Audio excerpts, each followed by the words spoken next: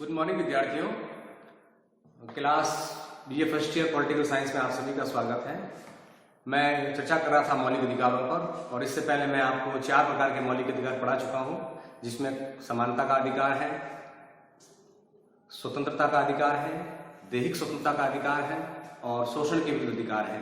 अगले अधिकार की हम बात करते हैं, वो है धार्मिक स्वतंत्रता का अधिकार। एक प्रकार से हमारे संविधान की प्रस्तावना में जिस धर्मनिरपेक्ष भारत की कल्पना की गई है, ये आर्टिकल और इसके बाद एक आर्टिकल और है, धर्म, संस्कृति और शिक्षा के प्रचार का अधिकार, वो पूरा करते हैं। एक शक्तिशाली रक्षा उपाय है।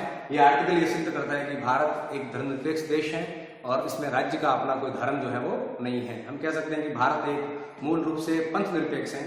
भारत जब आजाद हुआ तो उसने किसी आस्था के साथ अपने आप को नहीं जोड़ा। भारत एक ऐसा देश है जिसका अपना कोई राज्य धर्म नहीं है और राज्य कार्यों में किसी भी धर्म को जो है पवित्रता हमारे यहाँ प्रदान नहीं की जाती है। हम चर्चा करते हैं, चूंकि ये अधिकार व्यक्ति पे भी लागू है, संस्थाओं पे भी लागू है, तो हम आगे चर्चा करते हैं आर्टिकल 25 से लेकर 28 तक धार्मिक स्वतंत्रता के अधिकार की। सबसे पहले आप सुनिए कि अगर आप किसी धर्म को मानते हैं तो उसके अंतःकरण से आचरण की आपको आजादी है, यानी अपनी आत्मा से ईश्वर को मानने की, और जो आपकी धार्मिक कस्टम है, वैल्यू है, उसका आचरण करने का आपको अधिकार है, पूरी आपको उसकी स्वतंत्रता है और अपने धर्म का प्रचार करने की भी आपको आजादी है। इसमें एक बात आपको समझनी होगी कि आपका ये जो धार्मिक कृत्य है वो आडंबरों को बढ़ावा देने वाला नहीं होना चाहिए। अगर ऐसा हुआ तो आपकी धार्मिक आजादी पर स्टेट जो है वो पाबंदी लगा सकता है। जब यहाँ लिखा हुआ है कि अंतःकरण की आजादी, तो इसका अर्थ ये भी है कि किसी से बलात् आप धर्म परिवर्तन भी नहीं करा सकते या कोई ऐसा काम नहीं कर सकते जिससे अगले व्यक्ति की धार्मिक भावनाओं को जो है वो ठेस पहुंचे। इसका अर्थ है अंतःकरण से अपने ईश्वर को मानना, अपने धर्म का प्रचार करना और आपके धर्म की जो भी वैल्यूज है उसको फॉलो करना, लेकिन आपकी धार्मिक मान्यताएं बलात् किसी पर थोपी न जाए, ये भी आपको ध्यान रखना होगा। दूसरा है इसके अंदर धार्मिक कार्यों के प्रबंध की स्वतंत्रता। जो आपकी धार्मिक संस्था है उसका मैनेजमेंट आप कर सकते हैं, राज्य उसमें इंटरफेयर नहीं करेगा। हाँ, राज्य तब इंटरफेयर कर सकता है जब आपके धार्मिक प्रबंध में अनियमितताएं हैं, फाइनेंशियल अनियमितताएं पाई जाती हैं, तब राज्य उसमें हस्तक्षेप कर सकता है। या आपके धार्मिक प्रबंध में कोई घपला है या कोई आप रूढ़ी का प्रचार कर रहे हैं जो सामाजिक मान्यताओं के अनुकूल नहीं है, तब आपके धार्मिक प्रबंध में राज्य जो है वो इंटरफेयर कर सकता है। अन्यथा आप अपने धार्मिक कार्यों का प्रबंध कर सकते हैं, राज्य उसमें हस्तक्षेप नहीं करेगा। एक बात आप यहाँ पर ये ध्यान रखें कि भारत में कुछ संस्थाओं का सरकार ने अधिग्रहण कर रखा है, धार्मिक संस्थाओं का, जैसे वैष्णो देवी मंदिर।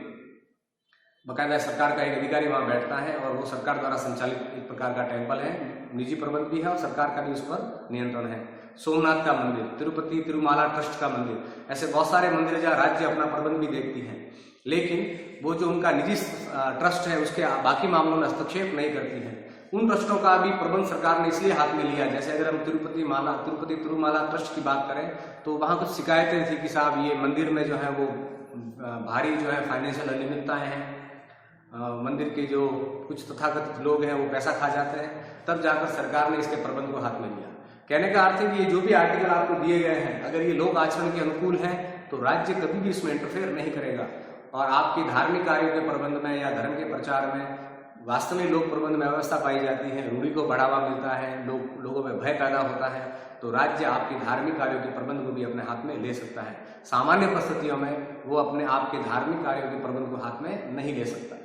दूसरा है धर्म की अभिवृद्धि के लिए करों के सदा एकत्र से स्वतंत्रता।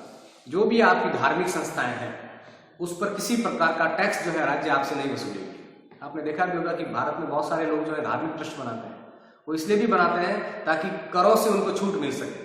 हमें ये लगता है कि ये समाज सेवा के लिए है, लोक प्रयोजन के लिए ऐसा करें, लेकिन ऐसा नहीं है। उनके अपने कुछ निजी लाभ भी होते हैं, ये मेरी व्यक्तिगत मान्यता है।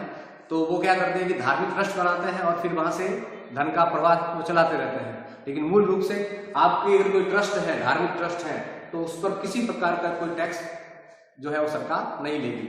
यहां तक आप ध्यान रखिए कि सरकार किसी धार्मिक संस्था का अधिग्रहण कर लेती है, उसकी प्रॉपर्टी का भी अधिग्रहण कर लेती है, तो बकायदा उसको उसका पूरा बाजार भाव जो है वो दिया जाता है। आप एक हमेशा याद रखिए कि 2 प्रकार के व्यक्तियों की संपत्ति का अगर राज्य अनिवार्य अर्जन करता है, एक तो वो अल्पसंख्यक संस्थान की कोई परिसंपत्ति है और खास करके वो धार्मिक परिसंपत्ति है, और दूसरा अगर वो संपत्ति जो है किसी किसान की है तो उसका जब अनिवार्य अर्जन या संपत्ति अधिग्रहण के तहत उसका अनिवार्य सरकार उसका अधिग्रहण करेगी तो बकायदा उन व्यक्तियों को बाजार भाव दिया जाएगा, बाकी व्यक्तियों को बाजार भाव जो है वो नहीं दिया जाएगा।